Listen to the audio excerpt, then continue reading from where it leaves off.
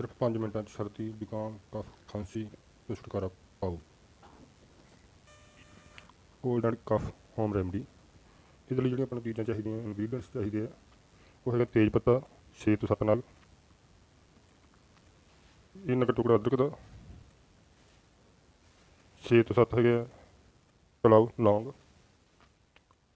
ਅੱਧਾ ਇੰਚ ਦਾਲਚੀਨੀ ਦਾ ਟੁਕੜਾ, 1 ਇੰਚ ਵੀ ਪਾ ਸਕਦੇ ਨੇ, 1/4 ਟੀਸਪੂਨ ਹਲਦੀ, 500 ml ਪਾਣੀ,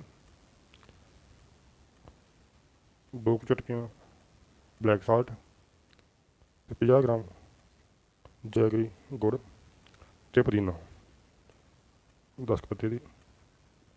ਇਹਨਾਂ ਸਾਰਿਆਂ ਨੂੰ ਤੁਸੀਂ ਪਾਣੀ ਦੇ ਵਿੱਚ ਉਬਾਲਣਾ 5 ਮਿੰਟ। ਪਹਿਲਾਂ ਤੇਜ਼ ਉਬਾਲ ਕੇ ਫਿਰ ਉਹਨੂੰ ਸੇਮ ਅੱਗ 'ਤੇ ਲੋ ਫਲੇਮ 'ਤੇ 5 ਮਿੰਟ ਉਬਾਲਣਾ।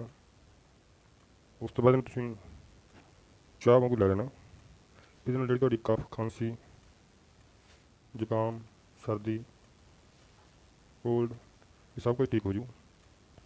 ਇਸ ਤੋਂ ਬਾਅਦ ਅੱਧਾ ਪੌਣਾ ਘੰਟਾ ਕੁਛ ਨਹੀਂ ਲੈਣਾ ਹੋਰ, ਤਾਂ ਕਿ ਇਸ ਰੈਮਡੀ ਨੂੰ ਆਪਣਾ ਕੰਮ ਕਰ ਲੈਣਾ ਚਾਹੀਦਾ।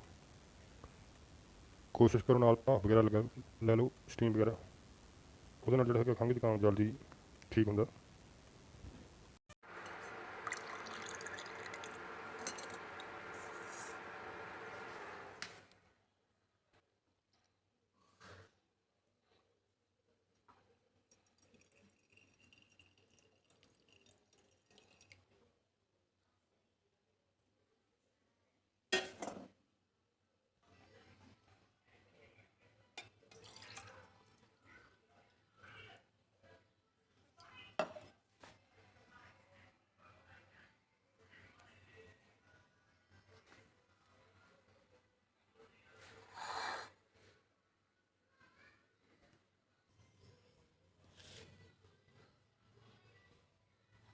ਸਵਾਗਤ ਹੈ ਤੁਹਾਡਾ ਨਵੀਂ ਵੀਡੀਓ ਦੇ ਵਿੱਚ। ਅੱਜ ਆਪਾਂ ਜਿਹੜਾ ਨੁਸਖਾ ਲੈ ਕੇ ਆਏ ਹੋਏਗਾ, ਸਿਰਫ 5 ਮਿੰਟਾਂ 'ਚ ਸਰਦੀ ਜ਼ੁਕਾਮ ਕਫ ਖਾਂਸੀ ਤੋਂ ਛੁਟਕਾਰਾ ਪਾਓ। Cold and cough home remedy. ਇਹਦੇ ਲਈ ਜਿਹੜੀਆਂ ਆਪਾਂ ਨੂੰ ਚੀਜ਼ਾਂ ਚਾਹੀਦੀਆਂ, ਇਨਗਰੀਡੀਅੰਟਸ ਚਾਹੀਦੇ ਆ, ਉਹ ਹੈਗਾ ਤੇਜ਼ ਪੱਤਾ 6 ਤੋਂ 7 ਨਾਲ, ਇੰਨਾ ਕੁ ਟੁਕੜਾ ਅਦਰਕ ਦਾ,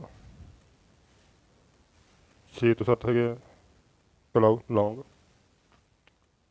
ਅੱਧਾ ਇੰਚ ਦਾਲਚੀਨੀ ਦਾ ਟੁਕੜਾ, 1 ਇੰਚ ਵੀ ਪਾ ਸਕਦੇ ਨੇ, 1/4 ਟੀਸਪੂਨ ਹਲਦੀ, 500 ml ਪਾਣੀ, 2 ਚੁਟਕੀਆਂ ਬਲੈਕ ਸਾਲਟ ਤੇ 50 ਗ੍ਰਾਮ ਜੈਗਰੀ ਗੁੜ ਤੇ ਪੁਦੀਨਾ 10 ਪੱਤੇ ਦੀ।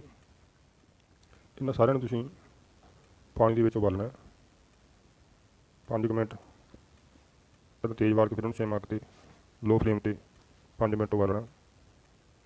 ਉਸ ਤੋਂ ਬਾਅਦ ਇਹਨੂੰ ਤੁਸੀਂ ਚਾਹ ਵਾਂਗੂ ਲੈ ਲੈਣਾ। ਇਹਦੇ ਨਾਲ ਜਿਹੜੀ ਤੁਹਾਡੀ ਕਫ ਖਾਂਸੀ ਜ਼ੁਕਾਮ ਸਰਦੀ ਕੋਲਡ ਇਹ ਸਭ ਕੁਝ ਠੀਕ ਹੋ ਜੂ। ਇਸ ਤੋਂ ਬਾਅਦ ਅੱਧਾ ਪੌਣਾ ਘੰਟਾ ਕੁਛ ਨਹੀਂ ਲੈਣਾ ਹੋਰ, ਤਾਂ ਕਿ ਇਸ ਰੈਮਡੀ ਨੂੰ ਆਪਣਾ ਕੰਮ ਕਰ ਲੈਣਾ ਚਾਹੀਦਾ। ਕੋਸ਼ਿਸ਼ ਕਰੋ ਨਾਲ ਭਾਫ ਵਗੈਰਾ ਲੈ ਲਓ, ਸਟੀਮ ਵਗੈਰਾ, ਉਹਦੇ ਨਾਲ ਜਿਹੜਾ ਹੈਗਾ ਖੰਘ ਜ਼ੁਕਾਮ ਜਲਦੀ ਠੀਕ ਹੁੰਦਾ।